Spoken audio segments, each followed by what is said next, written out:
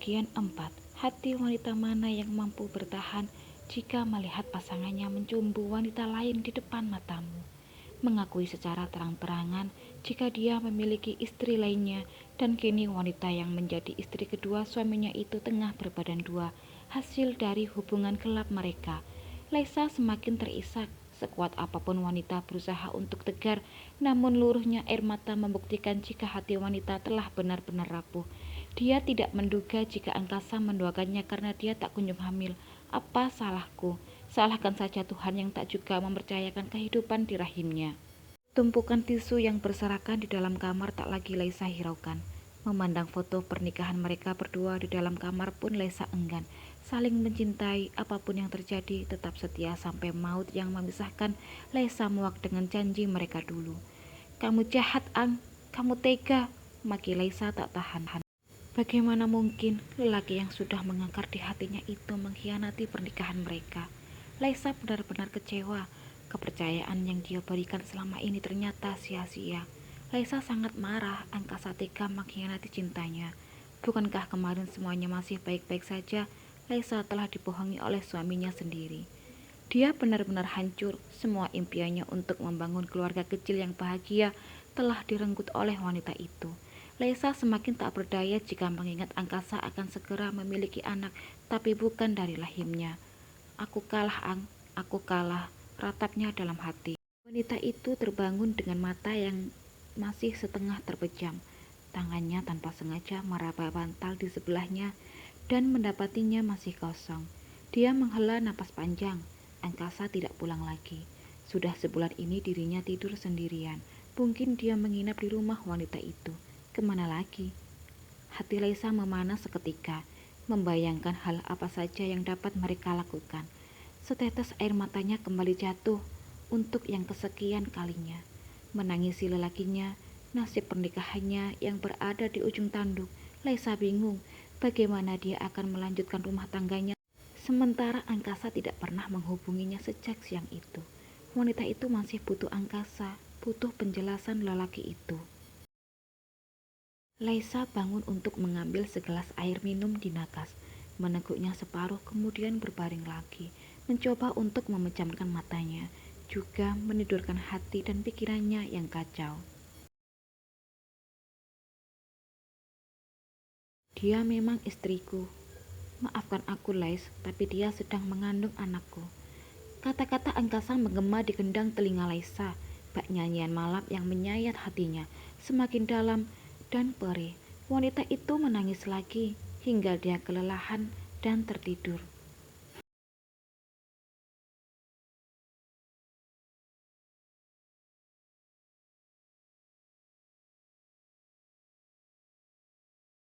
Pagi harinya Laisa masih bertahan di dalam kamar, tak menghiraukan tumpukan baju kotor yang menunggu untuk dicuci. Bahkan dapur yang selalu menjadi tempat favoritnya tak lagi dia sentuh. Seluruh tubuhnya seakan sulit untuk dia gerakkan. Laisa bahkan tak ingat kapan terakhir kali dia menelan makanan.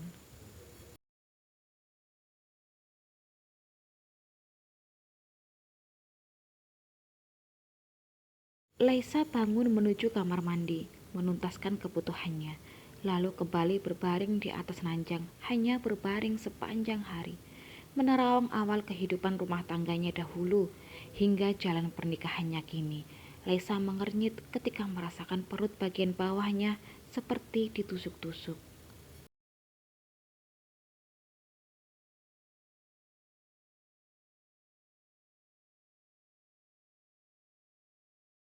Sekujur tubuh Laisa berkeringat, menahan rasa sakit. Namun nyeri itu semakin kuat. Laisa meraih ponselnya yang tergeletak di samping tubuhnya. Kemudian berusaha menghubungi angkasa. Lama dia mencoba berkali-kali, tapi nomor suaminya masih tidak aktif. Wanita itu semakin frustrasi. Kemudian dia menghubungi Erli. Erli, panggilnya begitu teleponnya tersambung. Tolong datanglah ke rumahku sekarang. Aku, perutku sakit. Bawa aku ke dokter. Laisa meringis, perutnya seperti dililit-lilit. Dia berusaha untuk tetap tersadar hingga Early datang. Dan waktu 30 menit untuk menunggu sangatlah menyiksa bagi Laisa. Tapi dia sedikit lega karena bantuan telah datang dari sahabatnya itu. Terima kasih, lirih Laisa sebelum dia tak sadarkan diri.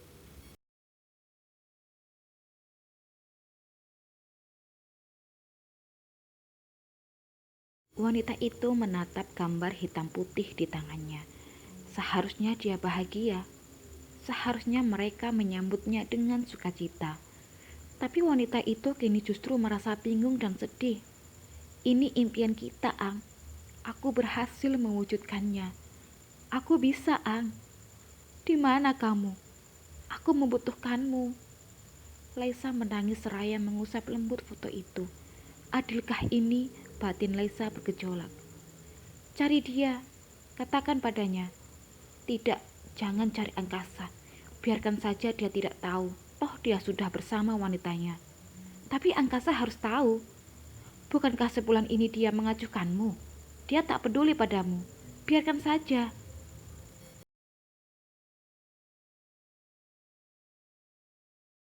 Lisa semakin bingung apa yang akan dia lakukan. Dewi batinnya saling beradu argumen dan itu semakin membuat wanita itu bingung. Jangan ditanya bagaimana perasaannya kini. Di satu sisi dia sangat marah, bahkan membenci angkasa. Namun di sisi lainnya, dia juga membutuhkan angkasa. Laisa meringis ketika rasa nyeri kembali merambat di perutnya. Laisa mengusap perutnya secara perlahan, berusaha meredakan rasa nyeri yang mulai datang kembali. Sudah ku bilang jangan banyak pikiran, Lais. Ingatlah kondisimu sekarang. Jangan egois. Kamu butuh banyak istirahat, terutama pikiranmu. Gerutu Early yang baru saja memasuki kamar rawat Laisa. Berjalan menghampiri meja di sebelah ranjang Laisa, lalu meletakkan sebuah bungkusan di sana.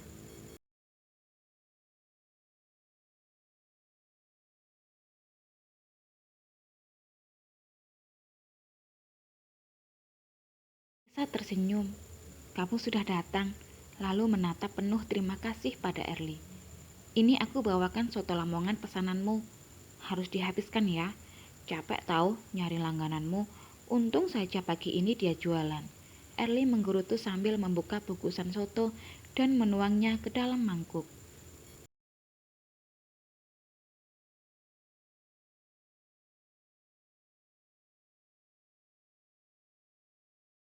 Sementara Laisa hanya tertawa. Dia kasihan pada sahabatnya itu. Tapi kalau bukan Early, siapa lagi? Angkasa. Tak mungkin. Laisa buru-buru menepis bayangan suaminya itu. Dia tak ingin nafsu makannya menghilang begitu saja.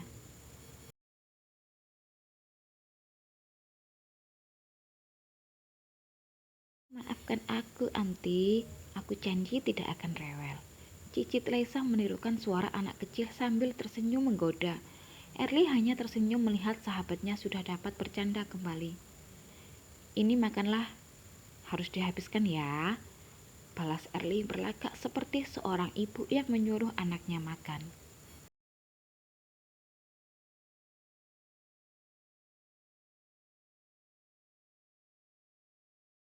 Laisa menerima mangkuk yang disodorkan Early, melahap isinya perlahan penuh minat. Kurang dari 10 menit, semangkuk soto sudah beralih ke perutnya yang kelaparan. Anak pintar, puji Early. Dan mereka berdua tertawa. Laisa bersyukur dia masih memiliki sahabat seperti Early yang selalu ada saat dia membutuhkannya.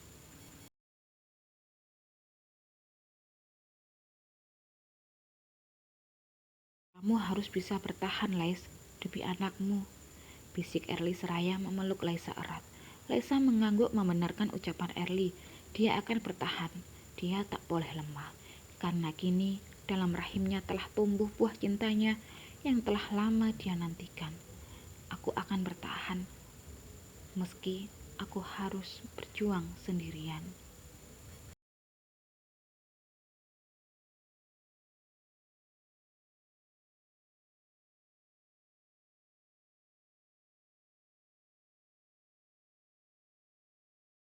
Laisa membereskan barang-barangnya dan memasukkannya ke dalam tas. 5 hari dia dirawat di rumah sakit. Kondisi tubuhnya yang lemah karena kurang makan membuatnya harus dirawat lebih lama. Setelah melewati perdebatan panjang dengan dokter yang menanganinya, Laisa akhirnya diperbolehkan pulang hari ini. Laisa menatap sekeliling kamar rawat inapnya. Ada perasaan kosong di hatinya. Ini pertama kalinya dia dirawat di rumah sakit dan dia tidak ditemani Angkasa. Dia bahkan tidak tahu bagaimana nasib pernikahannya nanti. Apakah Angkasa masih mau bertahan demi dirinya dan juga anaknya?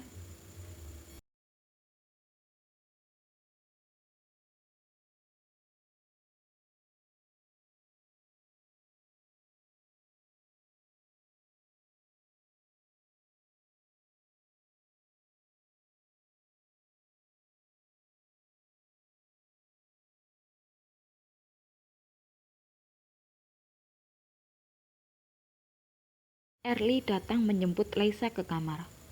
Aku sudah membayar biaya rumah sakitmu. Ayo kita pulang. Laisa mengangguk, melirik perawat yang datang setelah Erli. Aku tidak mau duduk di kursi roda. Aku sudah sehat. Menoleh pada perawat. Terima kasih, saya bisa berjalan sendiri. Lalu dia berjalan keluar dari kamar inapnya sambil menyeret Erli yang masih menatapnya marah. Setelah cukup jauh, Laisa memeluk Erli. Terima kasih, Erli tersenyum. Sama-sama, Laisa. Sekarang kamu harus tetap kuat dan semangat. Ingat, kalau ada apa-apa, hubungi aku. Iya, Onti.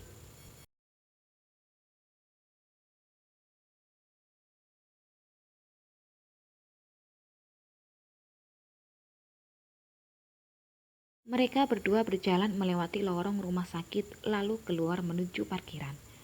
Sesekali mereka tertawa karena cerita Erli yang memang suka belak-belakan.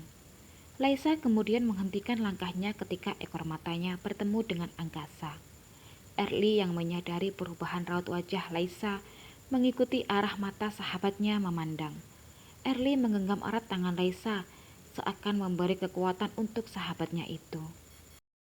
Laisa terdiam cukup lama hingga kemudian memutuskan untuk menghampiri angkasa. Wanita itu perlahan berjalan mendekati angkasa yang sedang berdiri di dekat mobilnya, yang juga menatap Laisa tajam.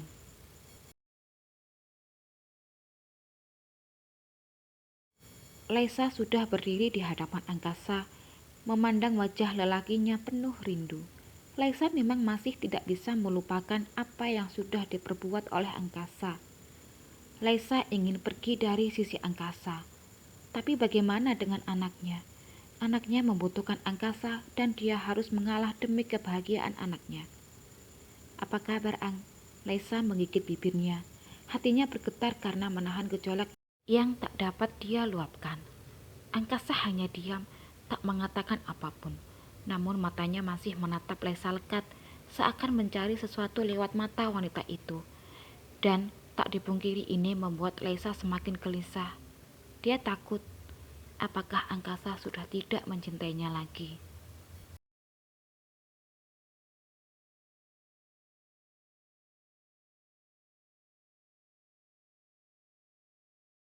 Ang, aku aku minta padamu, pulanglah. Lirih Laisa pada akhirnya. Dalam hatinya begitu banyak tanya dan penjelasan yang ingin dia katakan. Tapi tidak sekarang, tidak di tempat parkir seperti ini. Laisa yakin mereka berdua butuh tempat yang nyaman untuk berbicara. Dan Laisa percaya rumah adalah tempat yang cocok untuk mereka. Ang, sedang apa kau di sini? Geram angkasa memotong ucapan Laisa. Dia tak habis pikir, untuk apa Laisa berada di rumah sakit. Siapa yang sakit?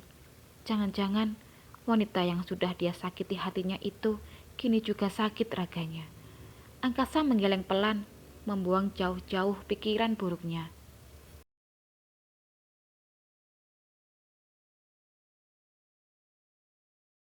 Laisa sempat terkejut mengetahui angkasa masih memedulikannya. Pulanglah, Aku akan memberitahumu nanti di rumah.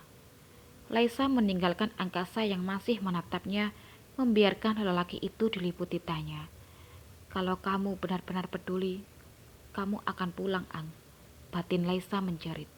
Dia ingin memeluk angkasa, tapi Laisa tak mungkin melakukannya. Dia takut angkasa tidak membalas pelukannya yang justru membuat hatinya terluka kembali. Laisa masih belum mempersiapkan hatinya untuk rasa sakit yang akan dia hadapi kelak. Laisa berjalan menghampiri Erli dan menyeret gadis itu untuk masuk ke dalam mobil Erli. Erli hanya bisa menarik napas, membiarkan Laisa menyelesaikan masalahnya sendiri. Mereka kemudian meninggalkan parkiran rumah sakit dan melajukan mobil menuju rumah Laisa. Kamu sudah memberitahunya? Tanya Erli penasaran. Matanya sesekali melirik sahabatnya yang hanya duduk terdiam. Laisa hanya menggeleng, matanya menatap ke depan. Kenapa?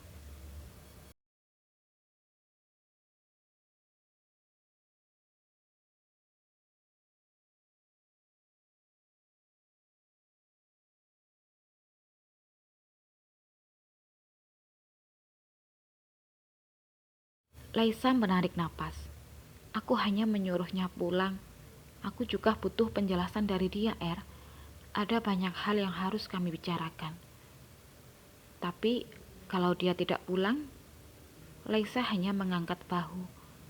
Semoga saja kali ini dia pulang.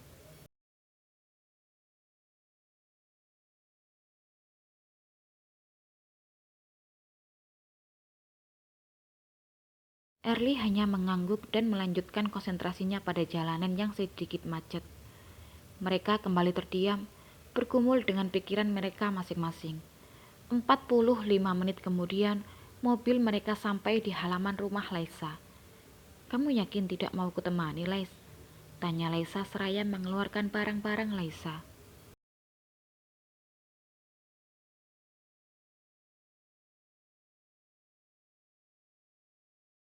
Tidak, terima kasih atas bantuanmu selama ini. Aku akan istirahat nanti, dan kamu juga harus bekerja kan? Laisa tersenyum lalu memeluk sahabatnya itu lagi.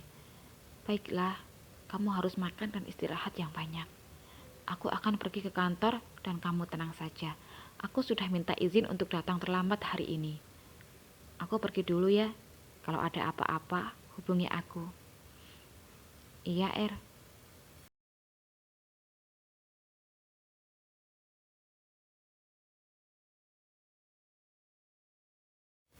Erli kembali masuk ke dalam mobilnya dan meninggalkan Laisa sendirian. Laisa perlahan memasuki rumahnya, menatap sekeliling dengan pandangan sedih. Rumah yang biasanya tak pernah kotor ini, kini penuh debu di mana-mana. Laisa menarik napas. Sepertinya waktu istirahatnya harus dia tunda terlebih dahulu. Laisa berjalan ke kamarnya, meletakkan tas yang berisi barang-barangnya di sana. Kemudian beralih membereskan pakaian-pakaian kotor yang menumpuk, mencucinya, kemudian membersihkan rumah.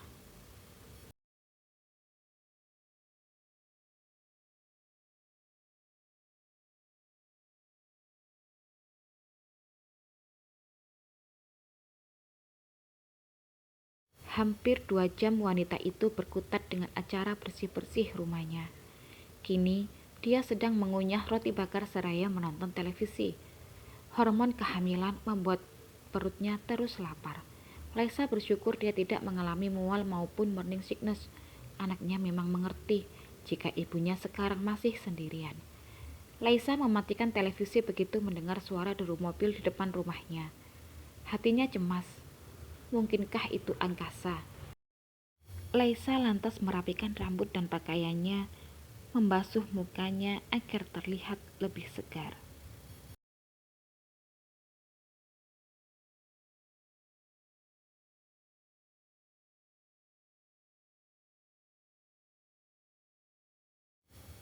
Ang, lirihnya begitu melihat angkasa memasuki rumah. Dia tersenyum lega, harapannya terjadi. Angkasa menghargai keputusannya untuk berbicara di rumah. Angkasa hanya memandang Lesa sebentar. Jangan senang dulu. Aku hanya ingin mengambil beberapa barang-barangku, kemudian berjalan menuju kamar, meninggalkan Laisa yang terdiam membeku dengan hati yang kembali jatuh. Apakah mereka benar-benar batal berbicara, menjelaskan semuanya? Tunggu episode berikutnya ya. Terima kasih.